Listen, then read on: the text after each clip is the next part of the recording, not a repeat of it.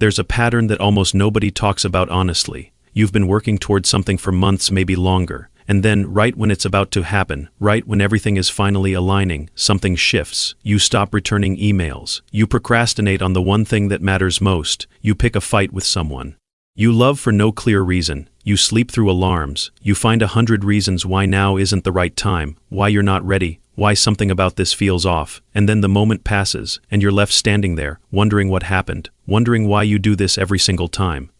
The easy answer is fear of failure. That's what most people land on. But I want to offer you something more precise than that, because I think that explanation, while partially true, actually lets the real mechanism off the hook. What's happening when we self-sabotage before success is not simply that we're afraid of falling short.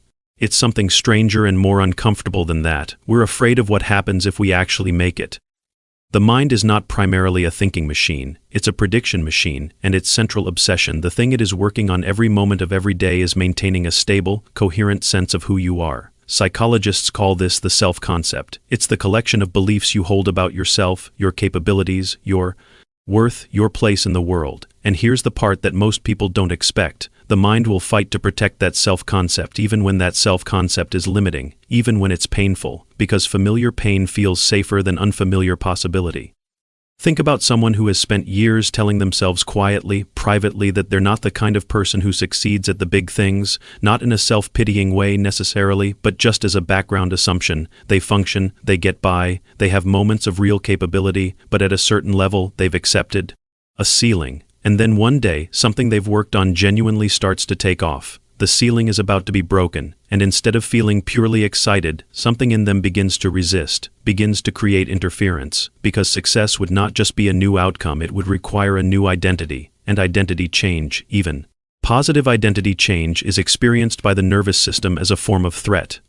This is what the psychologist Claude Steele's work on self-affirmation theory points toward, that human beings have a deep need for their self-image to remain intact and consistent. We will rationalize, distort, and sometimes destroy real opportunities in order to maintain that consistency. Not because we're irrational, but because, from the brain's perspective, the known version of yourself is a map that works. An updated version of yourself is an unknown territory, and the brain, by default, prefers the map it has.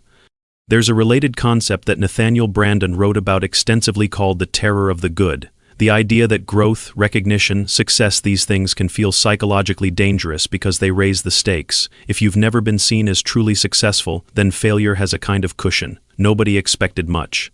The fall isn't far, but if you allow yourself to succeed, if you let people see your full capability, then the potential for disappointment, both your own and others, becomes much larger. So some part of the mind reasons, better to stay small, better to sabotage quietly than to rise visibly and risk falling in front of everyone.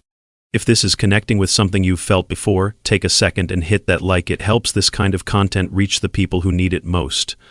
What makes this especially difficult to catch is that self-sabotage rarely looks like self-sabotage from the inside. It looks like being realistic. It looks like suddenly noticing real problems with your plan that you hadn't seen before. It looks like needing more time to prepare. It looks like a sudden crisis in another area of life.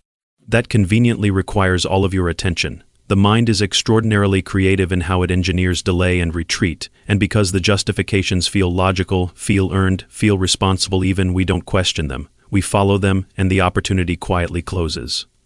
There's a version of this that runs even deeper, and it has to do with what we absorbed in childhood about what success means relationally. For some people, achieving more than their parents did carries an unconscious guilt, a sense of betrayal, as though surpassing the people who raised you is somehow a rejection of them. Psychotherapists working in family systems therapy have documented this pattern repeatedly. The child of a struggling parent who hits a threshold of success and then inexplicably dismantles it, not because they don't want it, but because some unspoken loyalty to the family system makes it feel dangerous to have more than what the people they love had.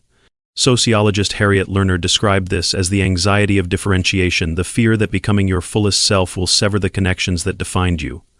And then there's the identity dimension that plays out in social contexts. When you've been the underdog, the struggling one, the person who almost made it, that role gives you something. It gives you sympathy, community, a narrative people can root for. Success threatens all of that. It changes how people see you. Some people pull away. Some become competitive. Some treat you differently in ways that feel like loss even though they look like gain. And so, without ever fully consciously deciding to, you start to manage your success downward. You minimize, you deflect, you create the circumstances that keep you just shy of the version of yourself that would change.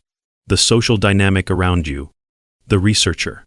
Brown has talked about this in the context of what she calls foreboding joy, the tendency to preemptively brace against good things because the anticipation of loss feels more manageable than the actual loss would be. So we sabotage the good thing before it can be taken from us. We end it on our terms. There's a painful kind of logic in it. It's the mind trying to protect you from a grief it has already decided is inevitable. So what do you actually do with this?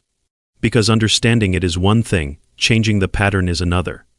The first thing, and this sounds almost too simple, is to learn to recognize the specific shape your sabotage takes, because it will have a signature. It will show up the same way, roughly, every time. For some people it's sudden illness, for some it's picking conflict, for some it's a binge, a disappearance, an impulsive decision that burns the bridge right before they cross it. When you know your pattern, you stop being confused by it. You start being able to say, this is the thing I do when I'm about to break through. And that awareness creates just enough space to pause before following the impulse.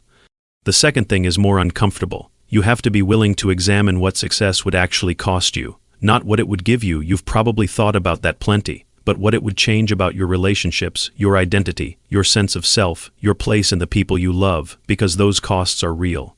Growth does change things, and pretending it won't doesn't make the resistance go away, it just makes it harder to locate. Before the end here, if you want more of these deep dives, subscribing means you won't miss what's coming next.